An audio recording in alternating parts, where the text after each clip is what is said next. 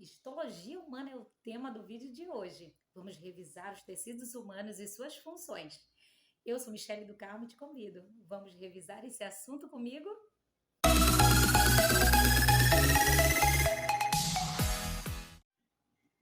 Saudações, alunos! E eu começo falando que histologia é a área da ciência que estuda os tecidos. Se de fato existem tecidos além dos humanos, os vegetais. Mas isso é um assunto para um outro vídeo. No vídeo de hoje, nós vamos concentrar nossos estudos e revisão na parte de tipos de tecido, suas funções e exemplos de onde eles estão localizados no corpo humano. Estudar histologia é muito importante, mesmo que você não tenha pretensão de seguir essa linha profissional da saúde. Em qualquer segmento que você esteja, estudar esse tema vai te trazer uma perspectiva muito mais aprofundada da biologia e também, o que é mais importante, como seu corpo funciona. Para formar os tecidos, existem células semelhantes que se organizam e estruturam o tecido para o seu funcionamento. Então vamos começar e nós vamos revisar tecido epitelial, tecido conjuntivo, tecido muscular e, por fim, o tecido nervoso. Então, de fora para dentro existe o tecido epitelial, ele que cobre as superfícies do corpo. Também reveste as partes internas dos órgãos e é por isso que ele é considerado um tecido de revestimento e proteção. Então, simbora para as anotações. O tecido epitelial também é responsável pela proteção e separação das cavidades do corpo. Liberação de suor, liberação de lágrima, liberação de saliva, liberação de leite e liberação de hormônios. Além disso, ele é formado por células muito próximas umas das outras. E é exatamente por causa dessa organização de células ser muito próximas que consegue proporcionar o revestimento e a sustentação, que é a principal função dele. O outro tecido é o tecido conjuntivo, cuja principal função é unir, proteger e sustentar outros tecidos e órgãos. Esse também tem as células bem unidinhas, igual ao que tem o tecido epitelial. Então, o tecido conjuntivo propriamente dito pode ser dividido de dois tipos, o denso e o frouxo. Quando ele for denso, ele ainda pode se dividir mais ainda, como denso não moderado ou denso moderado. Então, o denso não moderado vai apresentar aquelas fibras de colágeno. E aí você pode encontrar ele logo abaixo do tecido epitelial na sua pele. Então, aqui em cima eu tenho o tecido epitelial, logo abaixo eu tenho a derme, que é um tipo de tecido conjuntivo. Você vai encontrar esse denso não moderado também envolvendo os órgãos, como o fígado, o baço e os rins. Já o denso moderado, ele é bem mais organizado e resistente, e aí ele vai constituir os tendões e os ligamentos. Os ligamentos unem um osso ao outro e os tendões vão unir músculos aos ossos. É por isso que você consegue fazer esse movimento ou esse, porque você tem nessas estruturas, nessas extremidades, você tem ligamentos e tendões. Já o tecido conjuntivo frouxo vai ser responsável pelo preenchimento entre a pele e os órgãos. É ele quem vai dar suporte nutricional aos epitélios, é ele quem vai envolver os vasos linfáticos, os vasos sanguíneos e os nervos, e também vai ser responsável pela cicatrização dos ferimentos. Seguindo essa linha de raciocínio, nós vamos dividir os tecidos conjuntivos de acordo com as características e funções também. Então, nós temos tecido conjuntivo cartilaginoso, tecido conjuntivo adiposo, tecido conjuntivo ósseo e tecido conjuntivo sanguíneo, que também é chamado de hematopoético. Então, primeiro o cartilaginoso, que a função dele é revestir as articulações. E o que é uma articulação? É uma extremidade óssea. Por exemplo, eu tenho uma extremidade aqui e outra aqui nos ossos da minha mão. Eu tenho também aqui entre os meus dedos, eu tenho no cotovelo, eu tenho aqui no meu ombro, tenho também no joelho. Então, onde há essas dobras, existe uma ponta de um osso e outra que se ligam. Cada extremidade dessa tem uma capinha protetora de cartilagem. Isso facilita o deslizamento suave e macio, onde a cartilagem desliza uma sobre a outra. E ainda tem uma proteína que funciona ali como se fosse um lubrificante para que quando você faça esse movimento não seja doloroso. O tecido cartilaginoso também absorve choques. Esses choques podem ser causados inclusive por algum impacto que ocorra no seu corpo. Ele também proporciona suporte para o nariz e para as suas orelhas, dando essa flexibilidade natural que o seu nariz tem e que a sua orelha também tem. O outro tecido conjuntivo é o adiposo. Ele tem uma célula especializada com o nome de adipócito. Ela é especializada em armazenar lipídios, gorduras, para uma reserva energética que você possa necessitar. Então, se nós fôssemos dar uma sequência para os tecidos que estão presentes no seu maior órgão, que é a pele, você tem aqui por fora o tecido epitelial, abaixo você tem tecido conjuntivo. Qual, prof? O tecido conjuntivo denso não moderado, que seria a derme, e abaixo o tecido conjuntivo adiposo. O terceiro conjuntivo seria o conjuntivo ósseo. Então, esse tecido está associado ali à sustentação, movimentação e proteção também. Vamos seguir para as anotações?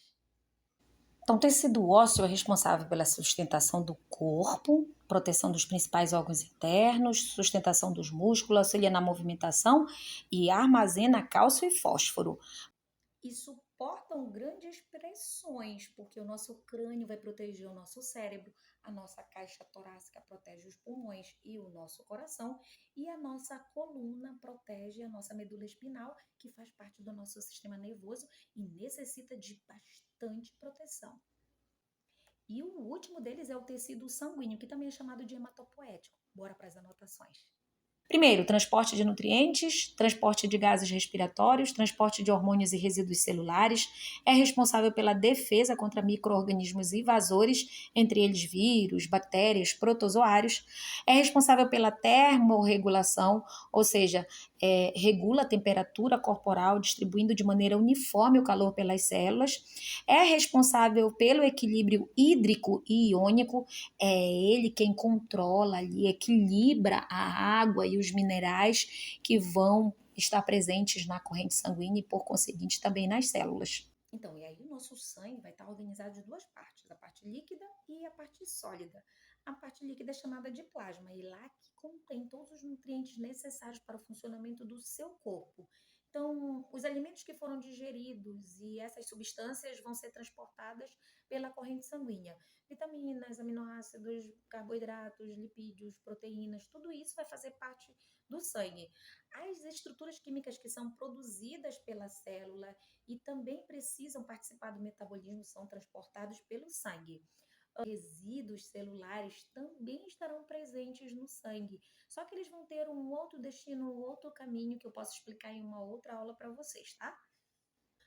Já a parte sólida contém aquilo que a gente chama de elementos figurados, que são células, como os glóbulos vermelhos, que são chamados de eritrócitos ou hemácias, os glóbulos brancos, que são as células de defesa, que a gente vai chamar de leucócitos, e os fragmentos de células, que são chamados de plaquetas. Cada um tem uma função essencial no nosso organismo. Por exemplo, as hemácias carregam os gases respiratórios, o oxigênio e o dióxido de carbono.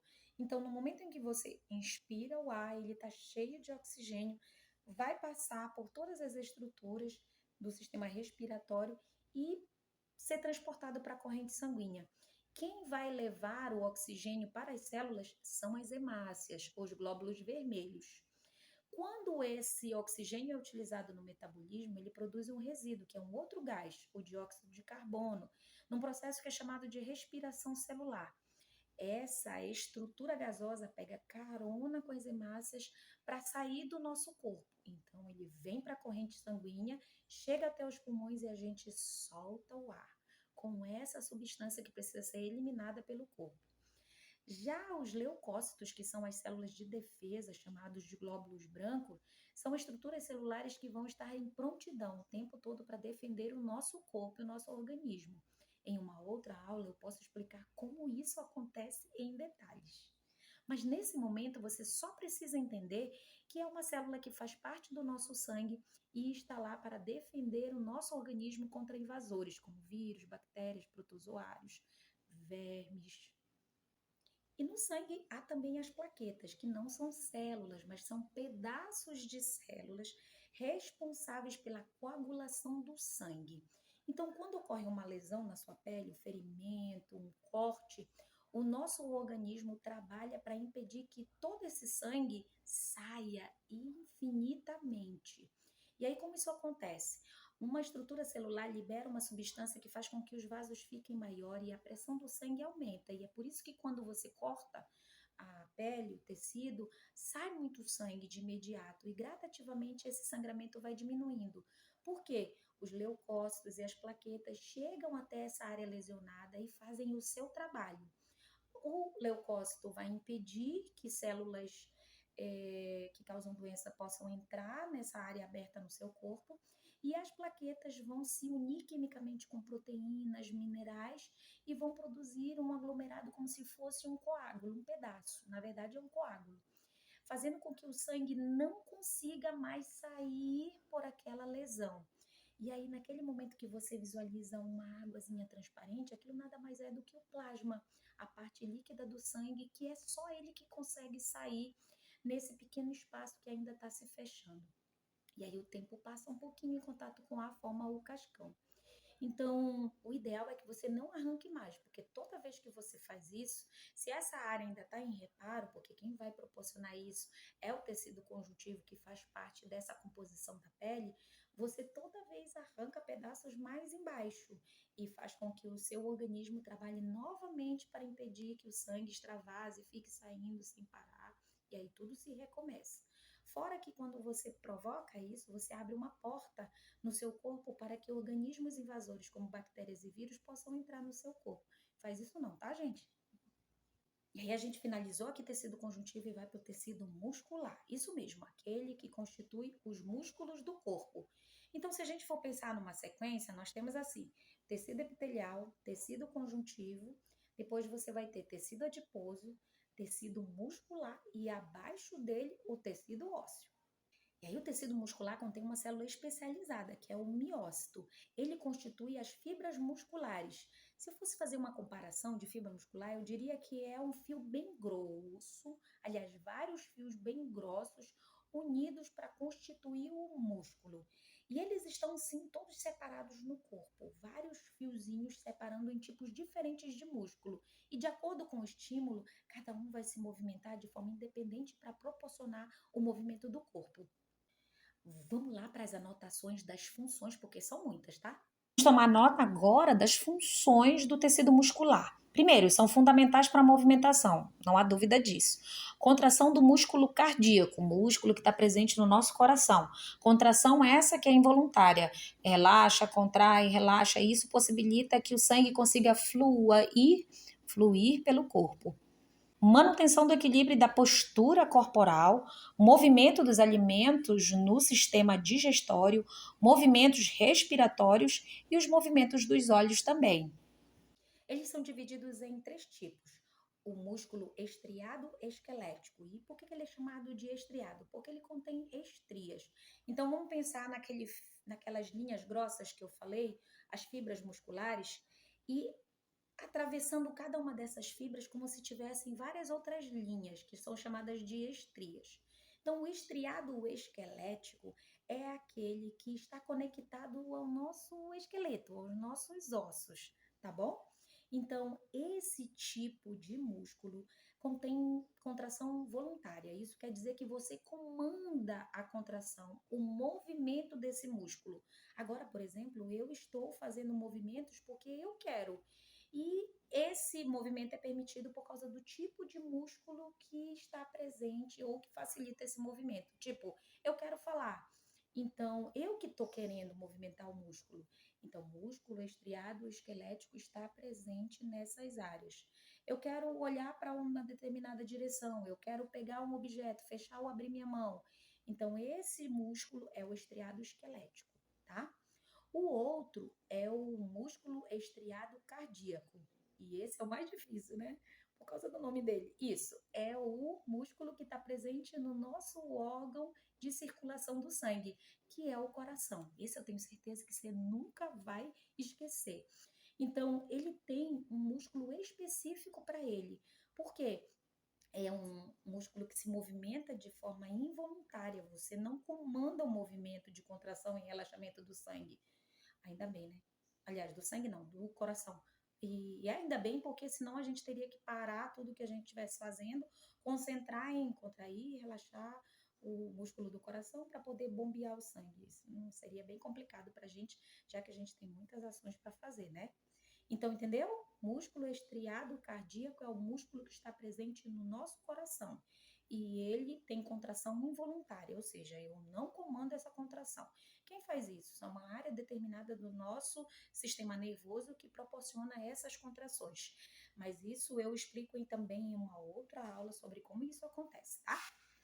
Que bom que você chegou até aqui. É sinal de que o vídeo está muito interessante. Então, antes de continuar, deixa o seu like pra gente.